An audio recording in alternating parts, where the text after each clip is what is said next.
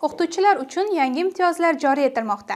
Davlatimiz rahbarining tashabbusi bilan o'qituvchi pedagoglarni qo'llab-quvvatlash uchun qator yangi imtiyozlar joriy etilyapti. Unga ko'ra, 15 yil stajga ega oliy toifali pedagoglarning ipoteka krediti boshlang'ich badalining 25%ni davlat o'z hisobidan to'lab berilishi nazarda tutilmoqda. Pedagoglarning farzandlari davlat oliygohlariga kontraktga kirganda, kontrakt to'loviga 30% chegirmaga ega bo'ladilar.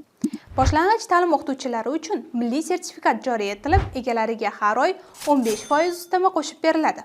Imtiyozli diplom olgan bakalavrlarga ikkinchi malaka toifasi, magistrlarga esa birinchi malaka toifasi avtomatik beriladi. Top 300 oliygohlarga kirgan pedagoglarga 20 ming AQSh dollarigacha ta'lim krediti ajratiladi. Reytingdagi yetakchi maktab, bog'cha va oliygoh pedagoglari uchun samolyot va poyezd chiptalarida 15-20% chegirma beriladi. Qisqacha aytganda, o'qituvchi va murabbiylik bugungi kunda eng qadrli kasbga aylanmoqda. Bu esa Adolat sotsial-demokratik partiyasining jamiyatda o'qituvchi va ustozlar obro'sini oshirishga qaratilgan dasturiy maqsadlarining amaldagi ifodasidir.